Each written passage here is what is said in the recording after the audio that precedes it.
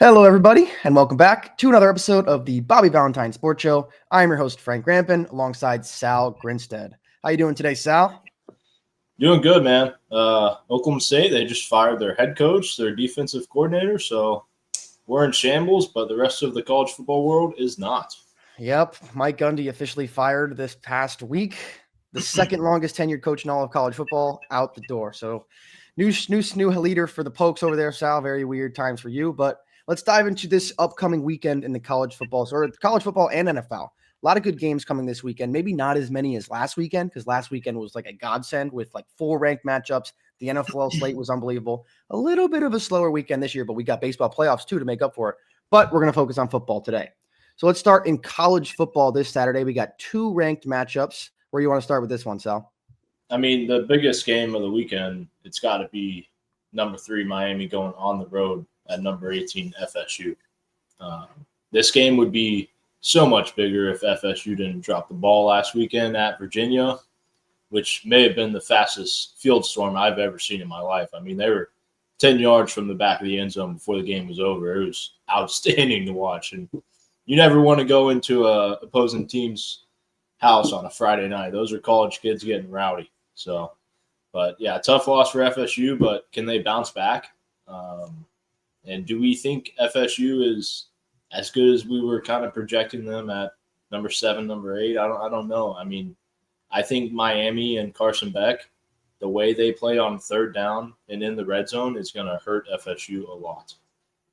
Obviously, I really like Miami. Everybody is super high on Miami, but I think everybody is a little bit too low on Florida State now after that one loss to Virginia. I mean, that was a bad game. It was a Friday night game on the road. They lost in double overtime. And like you mentioned, insane atmosphere. That field storm was the craziest I've ever seen. Wild. So fast. It was literally as soon as the ball, before the corner had landed in the end zone after the pick, they were past it. Like it was crazy. But I think Florida State's not getting enough credit. Like that was a hard fought game. They lost. They did kind of get bailed out by Virginia's quarterback throwing some bad interceptions, but they made Alabama look terrible, right? In week 1. Everyone was like, Alabama's terrible. They're done. It's over. DeBoer's gone. Fire him. Saban, please come back. 2 weeks or 3 weeks later, right? Alabama's back to being the best team in the country, and Florida State is like ranked 18th now, right? That's a big, big fall off.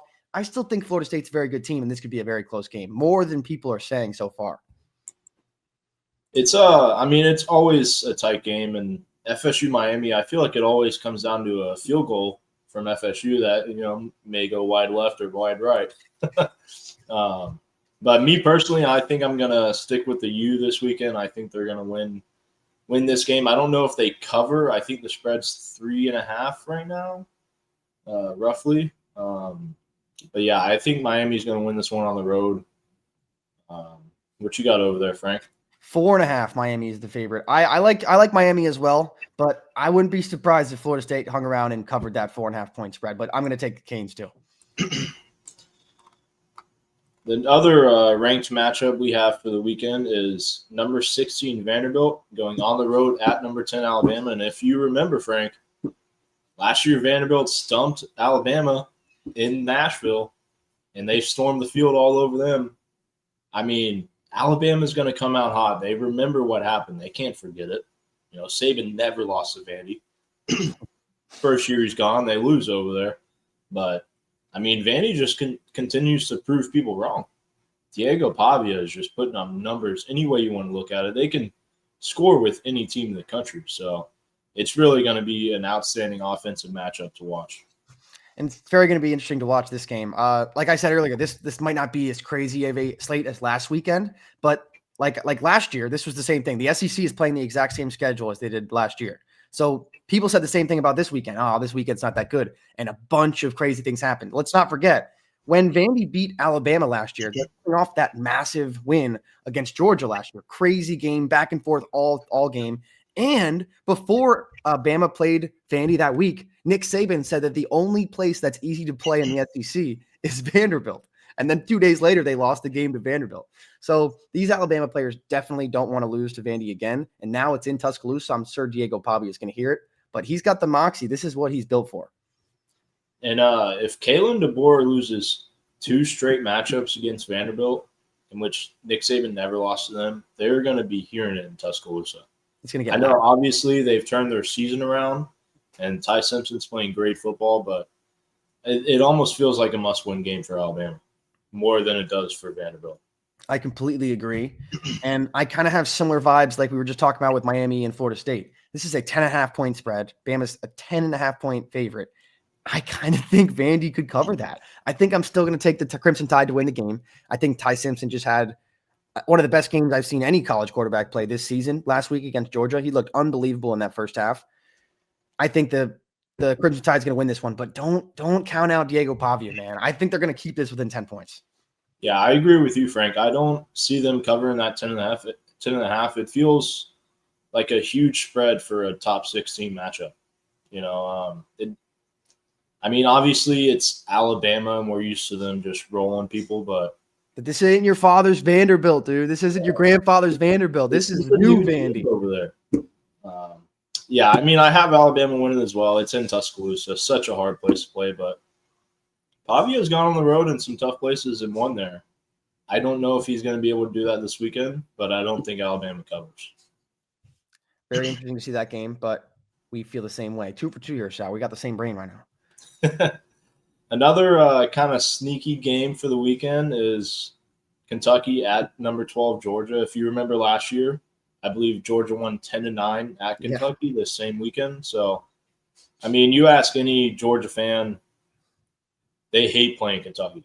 It's a tight game. It's low score every single time. Obviously this one's in Georgia, but it doesn't matter where it is. These teams always play each other tight, but if Georgia loses this one, their season's over. So I think Georgia bounces back and wins this one.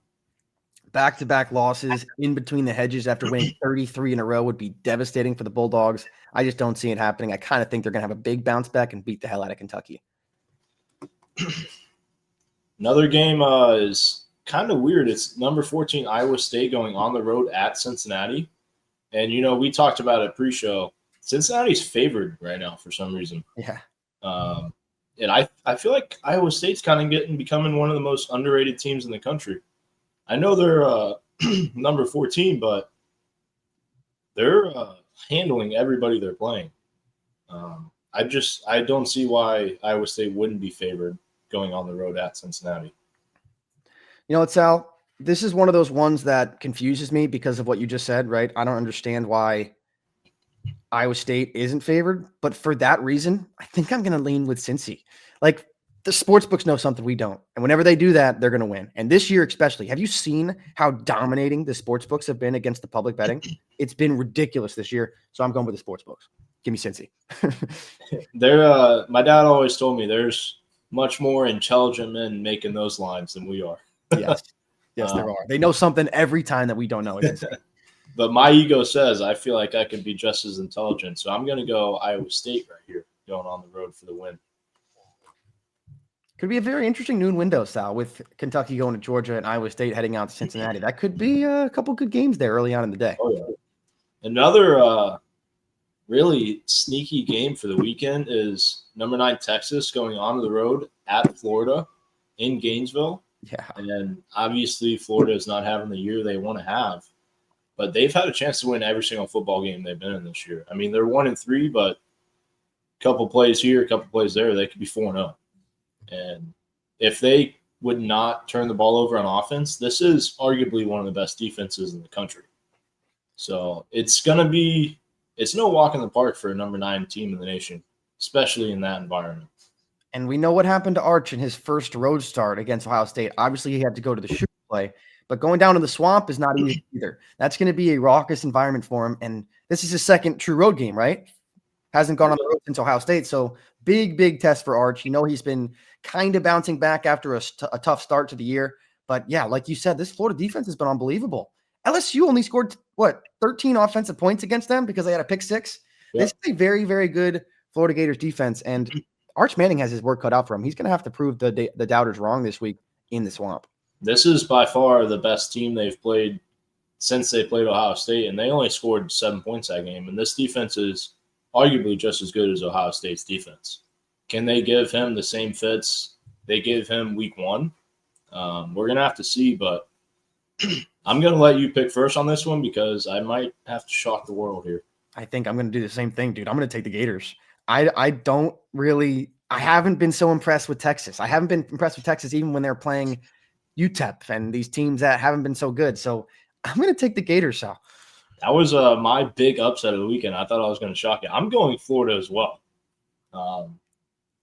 People listening, I'm sure you're like, you're such an idiot. But and both these guys, too. We're both going to do it.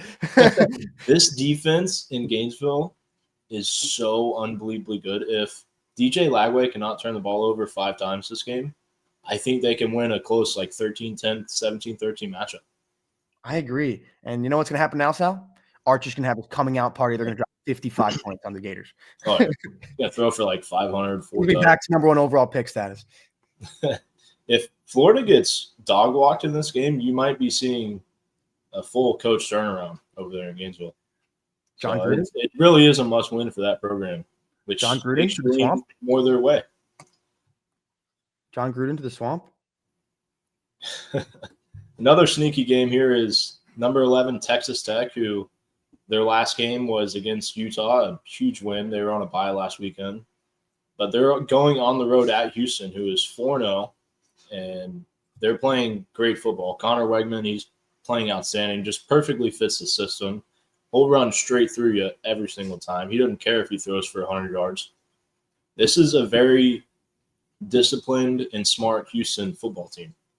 And I think the spread's a little high right now, but I would be worried if I'm a Red Raider fan.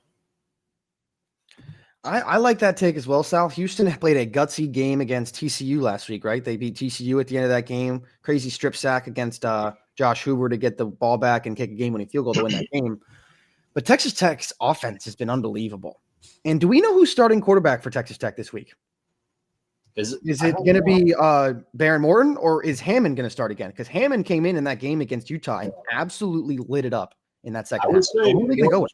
Probably coming back. It's been 2 weeks. I would guess he's come back, but either way, I mean, Morton obviously is the bigger threat in the pass game, but when Hammond's in, you got to worry about his legs and him getting out of pocket. So either way, I mean, this Houston defense is going to have a fit, but their defense has been playing outstanding this year. Yeah, I kind of like this Cougars team. I'm going to take Houston in this game. I think 11.5-point spread is massive as well. If anything, I think Texas Tech is not going to cover that spread, but I'm going to take the Cougars. I like Houston in this game. They've showed me a lot throughout the early part of the season. I love that pick a lot. I'm going to go Texas Tech in this one, though, because they were my pick preseason to win the Big 12. So I got to ride with them. But if you're Texas Tech and you let Houston establish the run game early in this game and let them play physical, they're going to beat you down all game. And I could very well see Houston starting to rout them in the second half if they get ahead. But I'm going to take Texas Tech. They just got to get on the board early and play their football. And their defense is very underrated as well. So played great against Utah. Oh, yeah. Another game here. I mean, I don't see much of an upset here, but they're playing great football. It's Mississippi State at Texas A&M, number 6. I mean, Mississippi State had every opportunity to beat Tennessee last weekend. Yes, they did.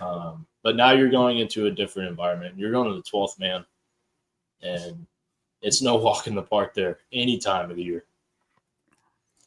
If they were going into Stark Vegas, I might take Mississippi State in this one with the cowbell. That might be a wild atmosphere. But, man, the Texas A&M atmosphere maybe is the best in all of college football. Like that entrance, whenever I think about Texas A&M, I think about the opening game of the season last year when they played Notre Dame, and they showed ABC showcased that intro better than I've ever seen it ever. And it gives me goosebumps right now thinking about it. Like that is an unbelievable place to play. Even though A&M's been struggling on offense a little bit, last week they only scored 16 points at home, but their defense has been great. I like Marcel Reed a lot, and I'm going to take Texas A&M, take the Aggies at home. I think that's the right pick. I mean, Mississippi State can score with just about anybody in the country, but I feel like Texas A&M can too, and their defense is just so good. They played a really good Auburn team last weekend, and I know they only won 16-10, but that's a big win, especially in the SEC. I mean, wins come hard when you get around week 6, week 7, week 8. So just finding a way to win, and I believe this is their first time 4-0, 5-0 since 2016. So, I mean, they're riding high over there in Texas A&M. I'm going to stick with their physicality and go Texas A&M as well. Yeah, I like them. They're a sneaky team. I feel like not a lot of people talk about that in the SEC. Another game here. This is going to be a matchup between two teams who made the playoff last year and have both kind of had a weird start to the year. This is Boise State at number 21 Notre Dame. Um, I mean, obviously they had Ashton Genty at Boise State last year. He's gone. He's with your Raiders over there. Finally had a good week. And then Notre Dame had the quarterback. What was his name? Notre Dame quarterback last year, you're talking about? Yeah. Oh, wow, forgetting his name completely. Wow. I almost just said Ian Book. That was too long ago. What the hell? When I was in like high school. Yeah. I can't even remember. Riley Leonard. Yeah. Yeah. I mean, he was a perfect fit for their system last year. He's in Indianapolis, I believe. But yeah, I mean, they both lost two of their better players. Obviously, Boise State still has their quarterback from last year, and Notre Dame has Jeremiah Love. So, but it's been a rough start for both of them. I mean, Boise State lost week 1 at USF, but they've really started to turn the year around as they've won 3 in a row and kind of handedly. And then obviously Notre Dame lost their first 2 games of the year. And for Notre Dame, this is you kind of got to win, and you got to win big the rest of the year, like we've talked about. So it is in Notre Dame. I mean, it's going to be a big game to watch, obviously. Both these offenses love to score the ball. I kind of think Notre Dame's going to beat the hell out of them, honestly. Notre Dame looks like they're on a mission ever since they lost those first 2 games of the year, and they're just putting up points. Jeremiah Love scored 4 touchdowns in the first half last week, becoming the first Notre Dame player ever to have 2 receiving touchdowns and 2 rushing touchdowns in a game. He did it in the first half. So I like the Fighting Irish. I think they're going to get themselves back into this top 15 pretty soon. I think that's a good pick. I mean, both these teams are on the verge of elimination, which is a rough area to be in week 5, week 6, especially after having such a great year last year in the playoff. But I'm going to go Notre Dame as well. Boise State can score like anybody, but Notre Dame's defense is better. Their offense is better. They're bigger. They're more physical. So I don't think you can go in there as a group of 5 team and upset them. So I'm going to go Notre Dame as well. Another kind of cool game to watch out for is, the troops, Air Force at Navy. Navy's 4-0. You get to watch the triple option live and in action. You get to watch how they do it, the people protecting our country. So always a fun game to watch when the troops are battling out against each other. And the quarterback Navy, Blake Horvath, he was awesome last year. Him and Bryson Daly for Army, 2 quarterbacks for the Armed Forces schools, were just going absolutely nuts all year long. That was a great game when we got to see them play against each other. But Blake Horvath coming back this year. He's been great again this year, and it's always fun to watch that triple option. He runs for like 100 yards a game if they win the game. Like, it's pretty fun to watch. Last year, he almost ran for 1,000 on the season. So Navy is always a good time. Can't wait for Army Navy at the end of the season, like every year. But yeah, I'm going to have to go with the troops, right? Got to go with Navy. I mean, they're playing Air Force, obviously, so it's kind of hard to pick, but going to have to take Navy in this one. Undefeated. Get them to 5-0. Yeah, I'm going to take Navy as well. I completely agree, but it's always fun to watch. I mean, we're going to see some big runs this weekend, of course. You might see under 100 passing yards combined between 2 teams, so kind of brings you back to like the 60s and 70s, so it's always fun to watch. But I got Navy as well. I would say kind of the last really big game of the weekend, not necessarily even that big of a game, but it's 24 Virginia, who obviously upset FSU last weekend. We talked about it earlier, but they're going on the road at Louisville, who is undefeated 4-0. So, I mean, this Cavaliers team, they're riding high, obviously. Such a huge victory against FSU. But you got a new challenge in the Cardinals coming in. They feel forgotten about, underrated, and you never want to play a team that feels like that. This is the big game for the ACC. I mean, whoever wins this game inserts themselves securely into the top of that ACC with Miami, with Florida State. And if Louisville wins, you're ahead of Florida State because Florida State's got a loss. Mm-hmm. And depending on what happens this weekend, Miami, Florida State, and Florida State could have a loss, and Louisville could not. So technically, Louisville could jump up to first place in the ACC standings this year. So this is a massive game for what could potentially happen at the end of the year. Don't forget about them yellow jackets over there in Georgia Tech too. I Just did forget about surviving. them. They had a big win last week in at Wake. Huge comeback. Crazy. 17-point comeback. Hung on by a thread.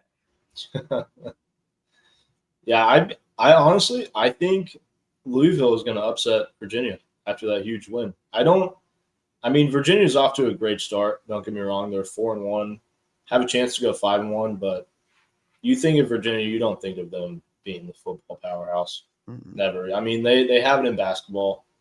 They also like to choke a little bit in basketball too, but we won't get into that. That's for another time. But yeah, I got Louisville winning this one. I mean, this kind of sets up for a letdown week for Virginia after that massive home win. Now you got to go on the road to Louisville.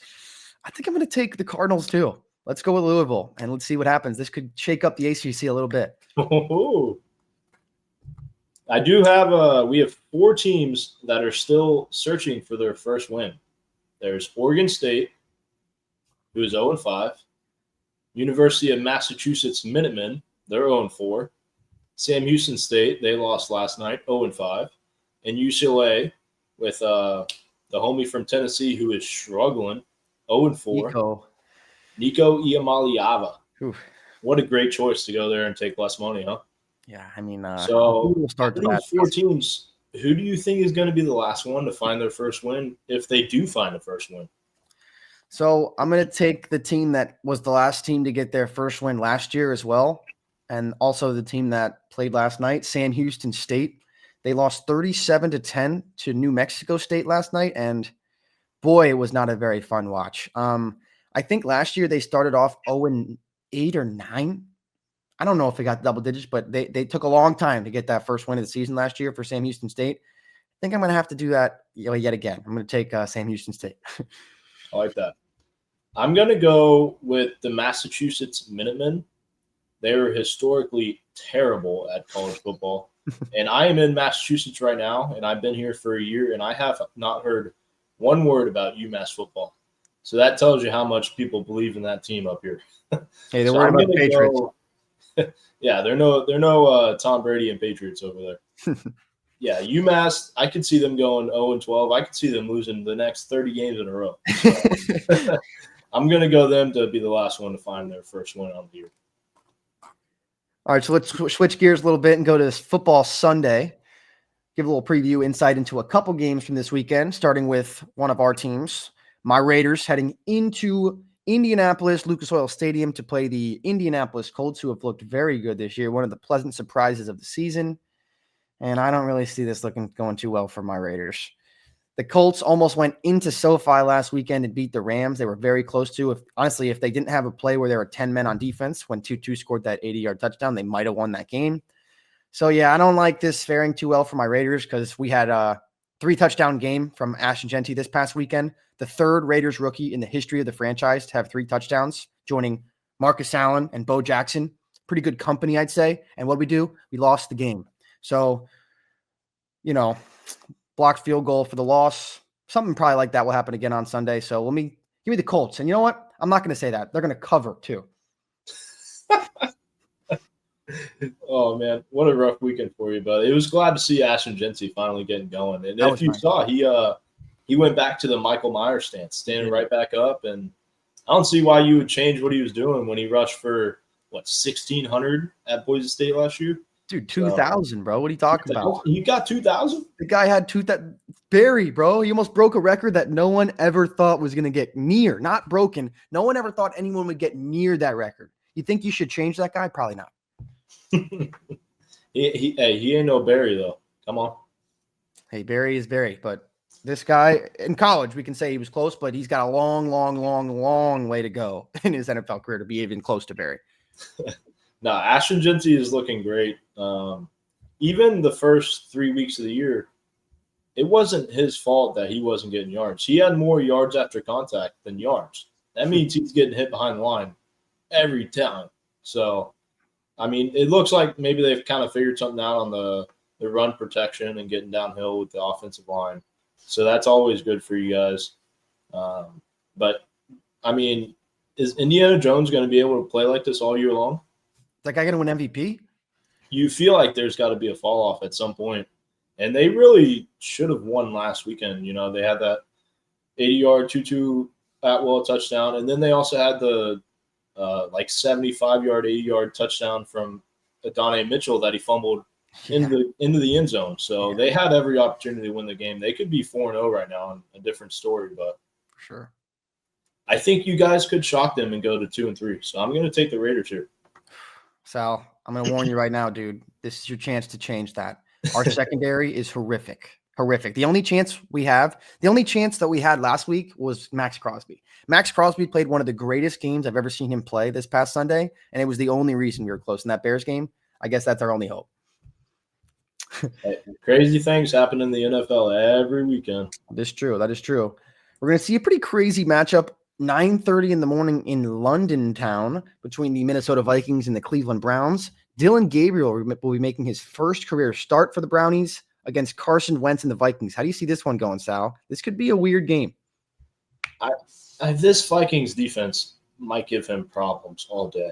All day. I mean, they have a very good defense. I believe Carson Wentz is still starting for Minnesota. Is that true? So, yeah, I mean, he's playing great football over there.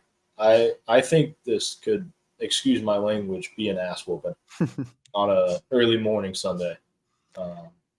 And if you're Shadir, let's try not to say anything on record. Let's just mouth words, okay? I don't even want to talk about Shador. Shador needs to figure it out. Like, what are we doing? What are we doing? I don't even know what to say about that. Just what are we doing? But I'll counter with this, Al. I do agree. B-Flow's defense for a rookie quarterback in your first career start in London. By the way, first time a rookie quarterback's ever going to make his first career start outside the country. But Carson Wentz, you know, we've seen he's been prone to seeing ghosts at some point in his career. And this Cleveland Browns defense might be the best in the league. Like if Myles Garrett and that D-line can get after him, I could see Carson Wentz trying to do some spin moves, throw it up into triple coverage picks. Like I could see this being like a 13-10, 10-7, just pick galore, turnover city, not a lot of points scored. So I would take the under in this game. That's my gut feeling. And you know what? Screw it. I'm taking the Browns. You're taking the Browns. I'm taking the Browns. Screw it. This does kind of give you reminders of when they played the Packers 2 weekends ago. Yeah. Obviously upset them. They had that blocked field goal and then kicked the game-winning field goal. It does really give that vibe. Can they do it 2 times against 2 future playoff teams? I don't know. I'm going Minnesota. But are the Vikings a future playoff team really right now? Like We didn't love what they Wentz saw. at the helm, not with McCarthy. But Carson Wentz played a good game, right? But that Bengals team's just terrible. That defense is trash. Like this is a good Browns defense. This will be a test for Carson Wentz. This could be the last year for Zach Taylor over there in Cincinnati too. He hasn't done anything since they made that Super Bowl and that crazy run, but that was pretty much all Joe Burrow and Evan McPherson. So, well, do you think that Joe Burrow's injury might give him an extra little bit of time? I think it might, but you see the way he's making play calls and the way he's running the offense, it's like he's giving up. So I don't know. I don't know about that. If I'm Joe Burrow, I'd kind of be ready for a change. It's going to be interesting to see what happens with the Bengals so far the rest of the season and in the offseason too, because it doesn't seem like they're going to make the playoffs after starting 2-0, which is crazy. They always start cold. They started 2-0. Now they're 2-2, just like that, and they're basically done. Another game in the 1:00 slate. Houston Texans travel to Baltimore to play the Ravens without Lamar Jackson. This could be a little bit of an interesting game. Cooper Rush takes the ball for the Ravens. I heard a very interesting stat on ESPN the other day. Baltimore Ravens are the 32nd ranked team in running the ball on first and second down. They run the ball less than anybody in the NFL on first and second down. That is a brutal stat. Guess how many yards per carry they average when they do run the ball on those downs? Probably like 6. 6.5. They're averaging 6.5 yards per carry on first and second down, but they Why would you not run it every time? Else. You got a Hall of Famer in the backfield. He ran for 1,900 yards. Hand him the ball. You could run read option all day with Lamar and Derrick Henry, and defense would be having fits. Yeah. I mean, what are you trying to do? You don't have the best receiving core in the league. You have maybe the best backfield in the league, and Derrick Henry and Lamar. Let their legs work. I mean, Harbaugh, he gets on my nerves sometimes. Yeah, insane, right? That's a wild stat to think about. And obviously Lamar not being in this game doesn't hurt at all, or doesn't help at all. Sorry. Houston's favored in this game on the road, 2.5-point favorites in Baltimore. I don't know how I feel about that. This could be a very weird game. And I don't know, like the Baltimore defense is ranked 32nd in the NFL right now for points per game. It's the worst defense in football, but the Texans offense has been terrible. This is like the immovable object, or sorry, the stoppable force, like the Texans offense versus the movable force, the Ravens defense. So it's a terrible offense versus a terrible defense. What the hell is going to happen? I have no idea. This is weird because obviously both teams are 1-3, but they both made the playoff last year. And what made the Ravens so good last year was their ability to play defense and their ability to run the football. And they clearly cannot do those two things this year. So you're taking away their two best parts. And then Houston, their defense was outstanding this year and last year. But they were able to score a little bit last year, and they're struggling on the offensive side this year. So, I mean, it's going to be – honestly, if there's other games on in this window, I probably wouldn't even want to watch this game. It's going to be ugly to watch. Yeah, this one's going to be a red zone check-in. But I could very well see Derrick Henry having a re-announcement game. Let everybody know who he is and why he's the king. I hope he does for my fantasy team, but I'm going to take the Texans in this game. I'm going to go with Vegas again and do that sort of Vegas feel. I'm going to go Texans as well. I'm going to stick with you on that one. All right. Both of us have the road favorite. Now let's go to Broncos-Eagles. This is another 1 o'clock game, kind of an interesting 1 o'clock game. I kind of thought this would be maybe a 4. Philly favored by 3.5. Obviously, they're undefeated, 4-0. Broncos are 2-2, but they could be 3 or 4-0, honestly, at least 3-1, especially with that Colts game. So how do you see this one going out? The Eagles offense getting a lot of shit from media, even though they're 4-0. They still look good on defense. They haven't really ran the ball so well. Saquon hasn't gotten going. The passing game's been very spotty. It was great in the second half against the Rams, non-existent in that first half. It was great in the first half against the Bucs, non-existent in the second half. Very inconsistent. Weird stuff from both teams on this going on right now. But what do you think, Sal? Where are you leaning on this one? The way the Eagles offense is playing this year is a little bit weird. I mean, they're putting up good enough numbers to win games, but it's not kind of what we're accustomed to. Mm-hmm. Last year, they were able to run all over teams. Obviously, Saquon had like 2,000 yards, but he's kind of getting limited today. Defenses are taking away the run and making Jalen Hurts pass, and up to this point in the year, he's kind of hurting them for it. But if they want to repeat as reigning champions, they need to get Saquon going. And you need to kind of announce that this week and really create an emphasis on getting him and A.J. Brown going, because outside of that one game, he's done nothing this year as well. So, I mean, I think the Eagles should win this game. They continue to play outstanding in tight games. And the experience on that Philadelphia squad, I think, is going to carry them to another victory and go 5-0. I think I'm going to agree with you. I think I like Philly in this one. And I just think this is really funny. Like, tell me your take on this, Sal. Maybe I'm a little biased, but if what the Philadelphia Eagles are doing right now, if this was 2015 and it was Tom Brady and the Patriots, the media would be loving them. They know how to win. Brady and Belichick, they just find a way to win, man. They just do it, man. They just do it every single week. They don't even throw for that many yards. They can't run the ball, but they win, man. They just win. If this was, I don't know, 3 years ago, if this was the Kansas City Chiefs, man, those Chiefs, man, they just know how to win, man. Pat Mahomes, Reed, they just know how to win, man. For some reason, Jalen Hurts and Nick Sirianni, these guys suck, dude. They've won 20 out of 21. They're terrible. They can't throw. They can't run. They don't know shit. They can't do anything. What? I don't understand that. Does the media just not like them? I completely agree, because this happened last year and the year before with the Chiefs. I mean, they were a terrible offense and carried by their defense, and everybody was like, wow, man, look at Mahomes, especially Chris Collinsworth over there. I mean, anything that guy does is amazing. I mean, they were a terrible offense. He hasn't put up good numbers in 3-4 years. But everybody loved just the way he was controlling his team and controlling the game. So it's okay for Mahomes to be a game manager and not Jalen Hurts? It feels like a different vibe for this Philadelphia team, but dare I say that's how they want to be perceived. This is Philadelphia, man. They don't care about anything anybody else is saying, and they actually want the hate because they feed off of it. You're completely So, right. I mean, media, please keep hating them because they're going to keep showing you every single week. That is completely 100% accurate, I think so. That's great representation of Philly. I think that's exactly how they want it. So you're taking the Eagles too? I'm taking the Eagles? I got the Eagles. Okay. So let's go your team now, Sal.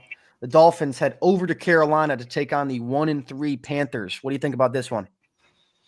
Obviously, losing Tyreek last week with a dislocated knee and a torn ACL is going to hurt us. He was starting to look really good again, kind of how he did 2 years ago. Our offense finally started clicking and looking like the 2023 Miami Dolphins. And then losing him is going to hurt, but I love the way we were calling plays and finally getting our guys in some space. And I mean, I think we're going to rally off a few in a row. I think we win this one in Carolina. If we lose this one, it's a problem. I mean, this Carolina team is not very good this year. But then you got a tough one next weekend versus the Chargers. But they're banged up too. So I mean, we could get on a little hot streak here, and everybody's kind of forgot about the Miami Dolphins. But you look on paper, it's one of the most talented teams in the league. But can they do it? Can Tua stay healthy? Can he get his guys in motion? But yeah, I got us winning this week. Go to 2-3. I like the Fins this week too. The offense looked a lot more in rhythm. Tua looked like he was much more comfortable back there. He was taking his drop, stepping up, and actually getting the ball off on time. So it just looked like a way different offense. And holy shit, Darren Waller, he's back. Wow. I mean, that guy was awesome when he was on the Raiders. He was not awesome when he was on the Giants. And that looked like he was wearing a black jersey. I was getting flashbacks on Monday night. I was like, whoa, who's that guy? Like, he looked awesome. And I like the Fins too. I think they're going to win this one. We finally have a real red zone threat. We haven't had a great tight end for Tua his whole career. Mm-hmm. And all of our guys are so fast, but that we've always struggled in the red zone because we can't. It's hard to get so much space in that red area. You Johnny need last year. to throw it up to. Johnny last year was that guy. He was very good. All right, let's go to the 4 o'clock window, Sal. One of the games of the day, maybe the uniform matchup of the season. The Tampa Bay Buccaneers head to Seattle to take on the Seahawks. The Seahawks are wearing those throwback blues, and the Bucs are wearing the road cream school. This is an all-time uniform matchup. This game will be on one of my TV for that reason and that reason alone. This is going to be such a fun game to watch. Both teams are playing great football. Bucs had a chance to have a huge comeback win last weekend against the Eagles, and Seahawks defense and special teams is arguably best in the league. So they're doing everything they need to do to win. Sam Darnold's playing good football. This is going to be such a fun game to watch. And like you mentioned, the uniforms, I mean, this is going to be a memory for the rest of your life, just what they're wearing. And hopefully the way these teams play maybe gives us another memory. Hopefully. But I don't see Baker losing 2 in a row. You know me. Obviously, I love Oklahoma State, but Baker went to OU, and I love Baker Mayfield. That guy does not care what anybody thinks. He is a dog. And you let them be in a close game here late in the game, and they're winning this one. I am 100% with you there, Sal. I don't see Baker and these Bucs losing 2 games in a row. I think they're, like what you said, they could have won last week too. They had a chance to come back and beat the Eagles. But I just see them, if you let Baker have a chance in this game, I think he's going to come back, break your heart again. I'm taking the Bucs.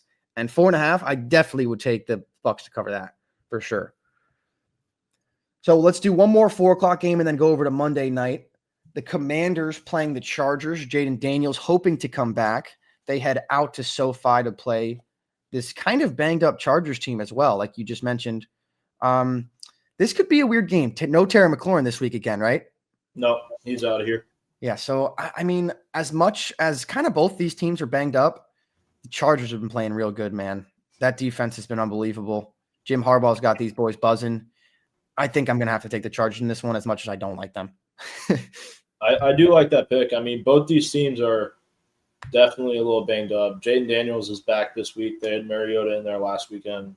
But this Chargers O-line is so banged up that it's going to be tough for them to move the football. But like you said, their defense is so good. And not having your best weapon on offense is definitely going to hurt this Commanders team. So I'm going to go Chargers as well. But I don't know what the spread is, but I can see this being a very tight game. But I mean, if Commanders can't move the ball on offense, you're not going to win a game, and I don't think they're going to be able to move it against this defense. Yeah, Chargers 3.5, and Washington has struggled a little bit to run the ball, especially. So if they aren't going to be able to run the ball, I don't see them really having success in this game. Well, they got rid of, their best running back. Yeah, I don't know what that was. And also, has he touched the ball for San Fran? Like, I haven't seen him on the field. He's got to have under 10 touches on the year. It's just McCaffrey show over there. Yeah, it sucks for him. That's a bad place for him to go. Yeah, that's tough. McCaffrey's a workhorse until he gets hurt. True. Well, actually, you say it's a bad place for him to go, but McCaffrey, he has had his injuries, so you might see him this year. Opened the door for Jordan Mason last year. Yeah, for sure. So Monday night game, this is a pretty good game. Before the season, you might not have said that, but the Kansas City Chiefs heading to Jacksonville to play the Jaguars. When's the last time Jacksonville hosted a Monday, Sunday, Thursday night game? I don't really remember. And they are 3.5-point dogs at home against the Chiefs. So everyone was out on the Chiefs. They're done. They beat the Ravens, and now everyone's like, oh, they're back to the Super Bowl. Very, very bipolarness against the Chiefs. I knew they weren't bad the whole time. I mean, you can't bet against those guys, man, no matter what. But this Jacksonville Jaguars defense has been exceptional. I believe 12 takeaways, which leads the NFL. They had 9 all of last season. They already have more takeaways this season than they did all of last year. They look unbelievable. But one thing that's been weird, where's Travis Hunter, man? I feel like he hasn't been involved as we thought he would be. He's only playing about half the snaps on defense and then like 40% of the snaps on offense. It's been very weird to start his career. It's weird. I feel like when he's on offense, he always makes like a big play, a big catch, but he's not. I mean, I love Travis Hunter at Colorado, but when he was coming out, I was a little worried why he was going so high because he wasn't an elite cornerback. Like, he doesn't have the first round talent on defensive side. He was a really good receiver, but he also lacked some tools on that side. So it was almost like a second round player on both sides of the ball, but he was so high because he could play both. But I think I disagree with you there, Sal, just halfway. I think he's a better corner than a receiver. And I think he is arguably a first-round cornerback, maybe not second overall pick cornerback, but I think he should be playing full-time defense. I think he's a shutdown corner potentially. I think he has very, very high potential on the defensive side of the ball. I mean, he has the explosion on the offensive side, but I think he needs to focus on being a lockdown cornerback because that's kind of what he did in college, except for that game against Stanford that we watched together where he gave up 200 yards. But, I mean, when you really watched him play defense, like, he's such an instinctual player. He has to, work on his eyes, what he sees. I don't know. I just think defensively he could make more of an impact for this Jags team. He could be very good, and I would love to see it. I mean, I love him. I want to say he was Heisman, right? Yeah, he won the Heisman. So, I love Travis Hunter. I like the way he plays, but he's not the best at either side. Obviously, he's, like you said, he's good on defense, but it feels like the Jags are trying to make it worth their trading up and drafting him that early to use him on both sides because if you played just defense, you wouldn't draft him that early. And if you played just receiver, you wouldn't draft him that early. So it almost feels like they have to use him on both sides to validate trading up together. I just kind of think the way they're using them could be done a little bit differently. I think that, I'm not saying 100% cornerback, no offense. I think it should be mostly defense. He should be one of the starting quarterbacks, I think.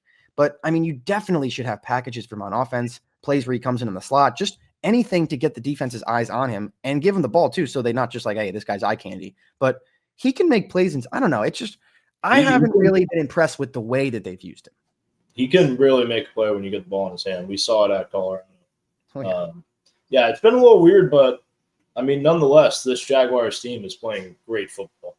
One of the best defenses in the league, just turning the ball over all the time. And Travis Etienne is back to how he was 2 years ago, playing great football. They ran all over the 49ers last weekend. Trevor Lawrence is playing pretty good football. I would love to see Brian Thomas really get going. Obviously, he has that little wrist injury, but I think he took a step in the right direction last weekend. I would absolutely love to see the Chiefs lose on Monday Night Primetime. We know how unlikely that is. But out of love for the state of Florida, I'm going to go Jacksonville here. You know, this might be a petty pick, but I'm going to do the same thing. I'm going to take Jacksonville too. I'm seeing Travis Etienne run the ball, and I'm seeing Mahomes throw 1 or 2 picks. I just hope Trevor Lawrence doesn't turn the ball over. I hope Spags doesn't get inside of his head and make him see some ghosts, and hopefully they can move the ball, don't turn it over, and play defense, maybe turn the Chiefs over once or twice. So I'm going to take the Jags too to go to 4-1, which would be pretty crazy, especially if the Colts win. The Colts and the Jags will both be 4-1. Wild. The Chiefs would be 2-3. Coming into the year, everybody was talking about the Texans in that division. Yeah, I know, and they could be 1-4. Other teams that are balling. Yeah, crazy. It's going to be a defensive battle. I mean, both Chiefs and Jags have great defenses, great defensive coordinators, and Liam Cohen, man, he gets a little fired up. He got into it last weekend with Robert Saleh. I don't know if that's the guy you want to pick a fight with. I mean, he was ready to go as soon as he heard something. He was yeah, he's a big man too. I don't know if I'd pick a fight with him, but hey, Liam Cohen, do you, man. Do Vol, baby. But yeah, so that's going to wrap it up for this week. This weekend of football, hopefully it's awesome. Sal, got any more insight on any other games here? Or that's about it? I mean, we could mention the Patriots and Bills. Being a Dolphins fan and a Yankees fan myself, obviously your Red Sox lost last night for all you New England fans. And now I believe on Sunday Night Football, you get to watch the Patriots get demolished again by Buffalo. So what a week you guys are having. And I'm going to sleep peacefully tonight. So tough week for Boston, potentially. Red Sox eliminated last night by the Yanks, and the Patriots potentially blown up by the Bills. I see a lot of people on TV for some reason liking the Patriots, but I like the Bills for sure in this one, probably to cover too, the 8.5. But that's going to do it for us here on the Bobby Valentine Sports Show. For Sal Grinstead, I'm Frank Rampin. Hopefully you tune in next week and enjoyed this one. We'll see you next time. Peace out.